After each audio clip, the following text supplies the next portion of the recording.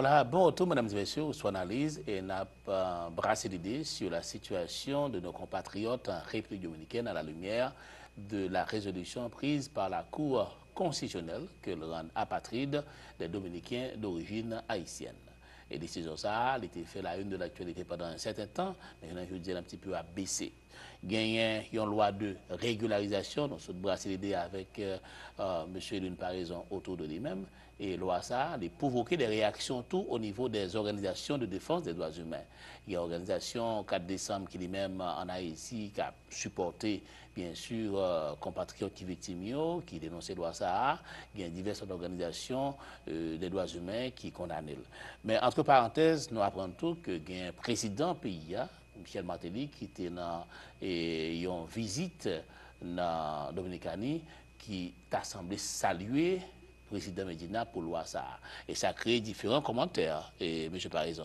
En effet, le président Martelly était à Punta Cana il y a probablement une semaine et il était profité de son contact d'affaires, son voyage d'affaires, son voyage privé, il pas un voyage officiel, il a visité un homme d'affaires qui est très connu en République dominicaine dans le domaine touristique et qui apparemment a des projets pour Haïti, surtout dans l'île à Vache.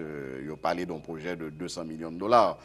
Et donc c'est dans le cadre de ça que il profitait, on dit même de façon informelle, parce que jusqu'à première parole ça, de président Martelly, Haïti peut prononcer sur la loi 169-14. D'ailleurs, il était même bon pour nous que Haïti peut prononcer formellement.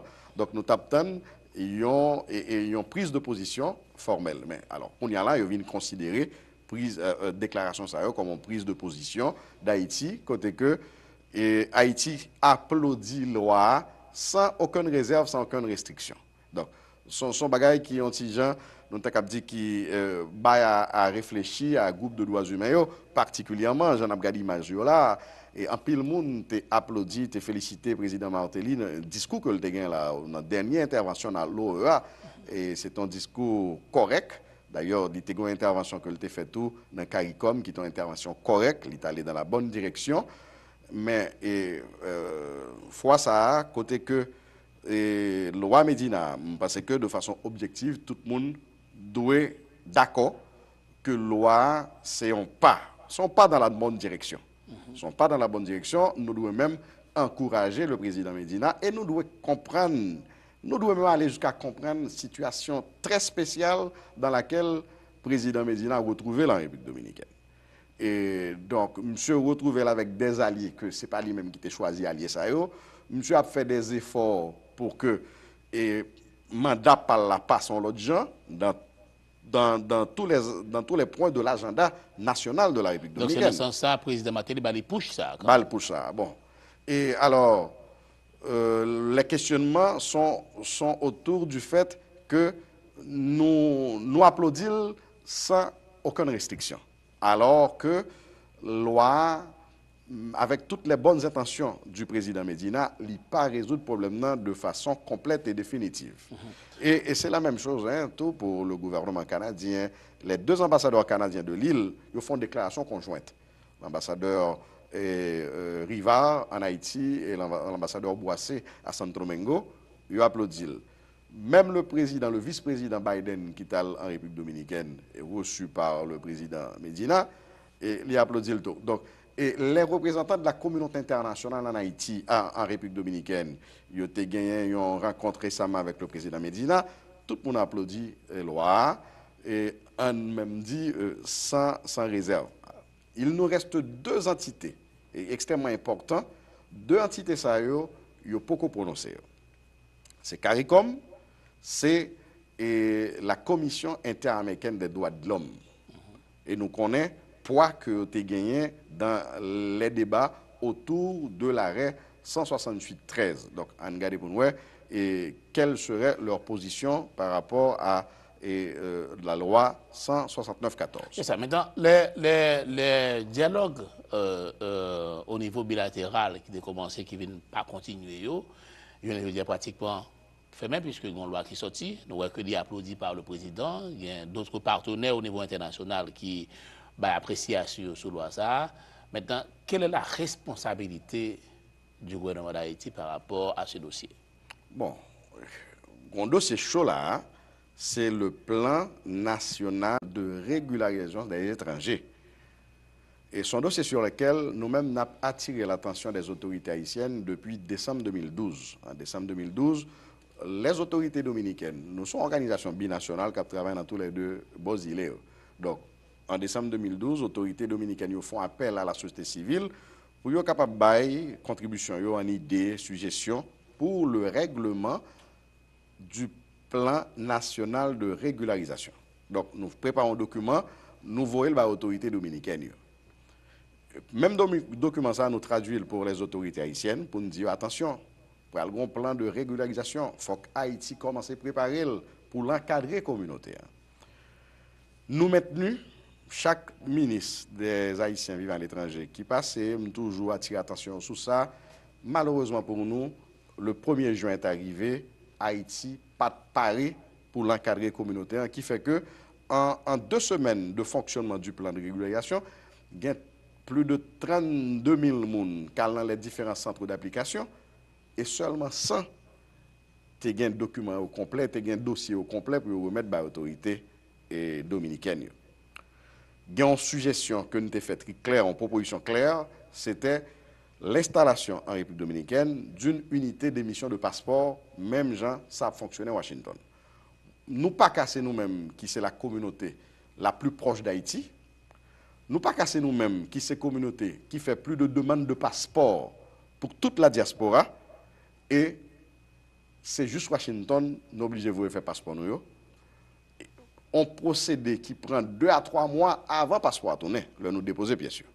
Un prix exact. Vous êtes consul général en 2001. Ouais. Donc on dit que ça prend 2 à 3 mois. Ouais.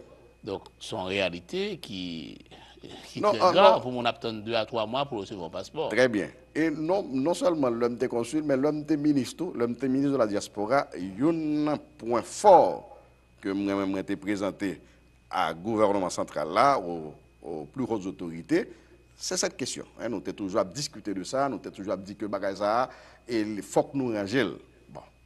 Il y a d'autres éléments qui ont et pas fait que le dossier avancé, mais là, nous en face un grand défi, non seulement pour la communauté haïtienne, mais pour Haïti elle-même.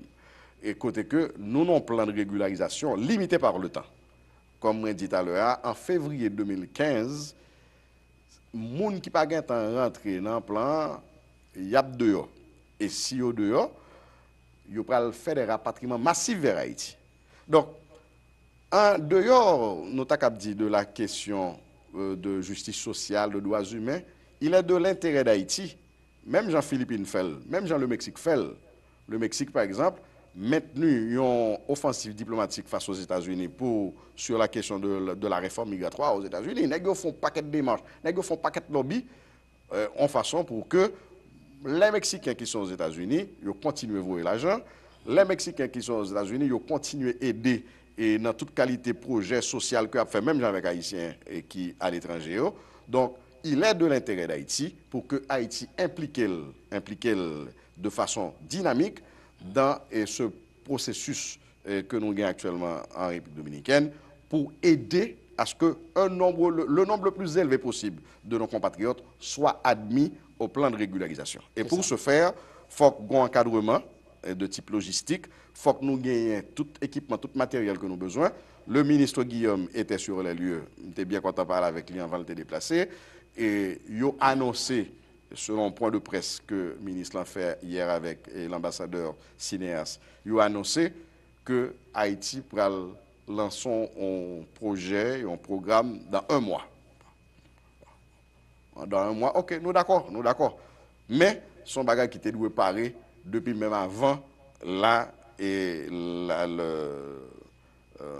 en vigueur du plan de régularisation. Monsieur Lune, par raison, merci pour ce causement ça. N'apprécie le fait que vous êtes disponible pour causer avec nous sur cette question brûlante de l'actualité, le mode d'affaires en perspective pour ces compatriotes qui sont en situation limbo et plutôt pour les deux pays qui doivent continuer à gagner des rapports de bon voisinage et même tandis que des grands projets pour lever un mur le long de la frontière et qui sont en perspective.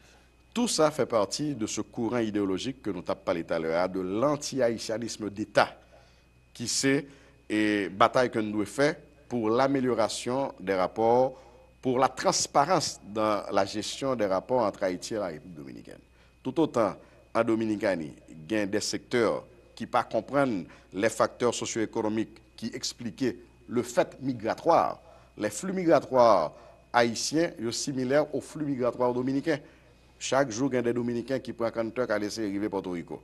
Les Dominicains constituent la plus grande communauté d'étrangers à Porto Rico. Même nous-mêmes, nous, c'est la plus grande communauté d'étrangers dans leur pays.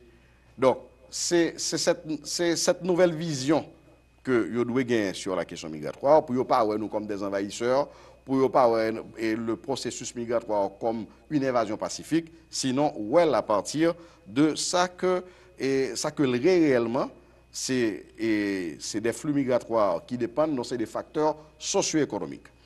Alors, dans le cas d'Haïti, nous connaissons tout, il y a des groupes extrémistes qui parlent les dominicains.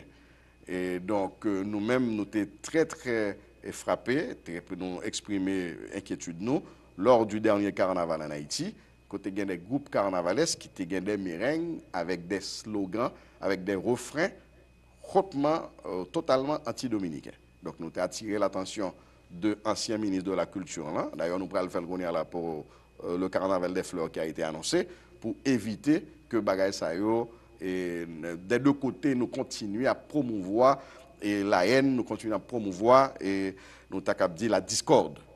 Nous, c'est deux peuples qui partagent le même îlet et nous avons un niveau d'interdépendance réelle entre nous. Haïti est son pays moins avancé, institutionnellement moins développé que la République dominicaine. Et cependant, nous avons une contribution énorme que nous avons fait à travers de la main-d'œuvre en République dominicaine. La République dominicaine, lui-même, tout, à partir de, avant ce que le gain soit Haïti, gagne divers types de contributions que le fait nous.